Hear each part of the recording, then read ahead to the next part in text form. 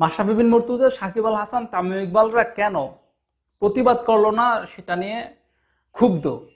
শুধু মাশরাফি বিন মুর্তজা, সাকিব আল হাসান বা তামিম ইকবাল নয়, আরো অনেক ক্রিকেটার রয়েছে, তারা কিন্তু প্রতিবাদ জানায়নি। তবে কিছু ক্রিকেটার প্রতিবাদ জানিয়েছে, যেমন মুশফিকুর রহিম প্রতিবাদ করেছেন, নাজমুল হোসেন শান্ত প্রতিবাদ করেছেন, তৌহিদ হৃদয় প্রতিবাদ করেছেন, তারপর শরীফুল ইসলাম, তানজিম সাকিব, মৃত্যুঞ্জয় চৌধুরী, তারা প্রতিবাদ করেছেন নিজেদের যতটুকু সামর্থ্য, মানে নিজেদের সাধ্যমতো তারা প্রতিবাদ করেছেন, ফেসবুকে তারা পোস্ট করেছেন। এই সামান্য পোস্টটাও কিন্তু করে নাই সাকিব আল হাসান, মাশরাফিরা বা তামিম ইকবালরা। আসলে একটা জিনিস হচ্ছে, আপনি কেউ যদি নিজের স্বার্থের কথা চিন্তা করে, প্রত্যেকটা মানুষই যার যার অবস্থান থেকে নিজেদের স্বার্থের কথা চিন্তা করে। যারা কোটা আন্দোলন করছে, আমরা যারা কোটা আন্দোলনের পক্ষে, আমরা আমাদের নিজেদের স্বার্থের কথা ভাবছি। আর যারা কোটা আন্দোলনের বিপক্ষে, তারা তাদের নিজেদের স্বার্থের কথা চিন্তা করছে। কিন্তু এখানে বিষয়টা হচ্ছে দেশের বৃহত্তর স্বার্থ কোনটা। অবশ্যই যারা কোটা আন্দোলনের বিপক্ষে আন্দোলন করছে, কোটার বিপক্ষে আন্দোলন করছে, তারা হচ্ছে দেশের সংখ্যাগরিষ্ঠ সংখ্যা। সুতরাং তারা যেটা করছে সেটা হচ্ছে ন্যায্য, এবং তাদের বিপক্ষে যেটা হচ্ছে সেটা হচ্ছে অন্যায়।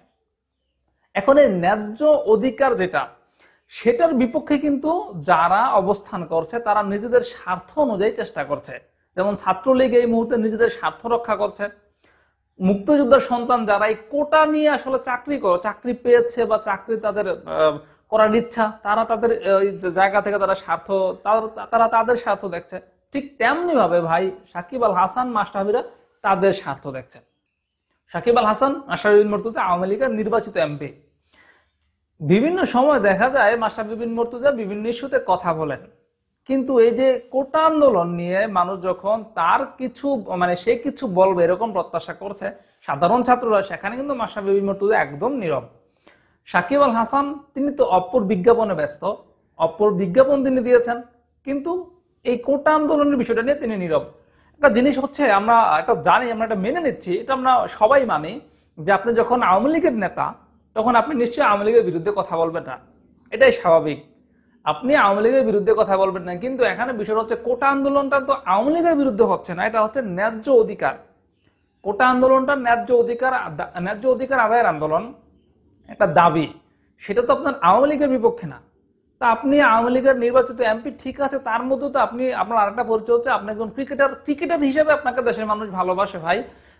আওয়ামী লীগের নেতা খেতা কি হচ্ছেন না হচ্ছেন ওগুলোর জন্য আপনাকে দেশের মানুষ ভালোবাসে না। দেশের মানুষ আপনাকে ভালোবাসে, আপনার মুখ থেকে কিছু শুনতে চাই, সেটা হচ্ছে আপনি একজন ক্রিকেটার। সেই ক্রিকেটারের দিক থেকে আপনাকে ভালোবাসে, সেখান থেকে আপনার থেকে মানুষ কিছু এক্সপেক্ট করে। কিন্তু আপনি কি করলেন? আপনি আসলে কোনো কিছুই বললেন না।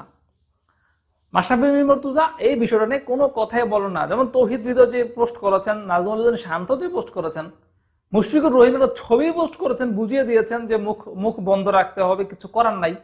তো এইরকম তিনি যদি একটা সামান্য ইঙ্গিতও যদি পোস্ট করতেন, তাহলে আমার মনে হয় এটা মানে কিছুই হতো না, এটা মানে তার দলের বিপক্ষে যেত না, মানে আওয়ামী লীগের বিপক্ষে যেত না। এখন আওয়ামী লীগের কেউ যদি এই কোটা আন্দোলনকে, ন্যায্য দাবি আদায়ের আন্দোলনকে তাদের বিপক্ষে মনে করে, সেটা তো তাদের সমস্যা, সেটা তো সাধারণ ছাত্রদের সমস্যা না। কোটা আন্দোলনটা এটা হচ্ছে একটা দাবি, যেটা যৌক্তিক সাধারণ মানুষের দাবি।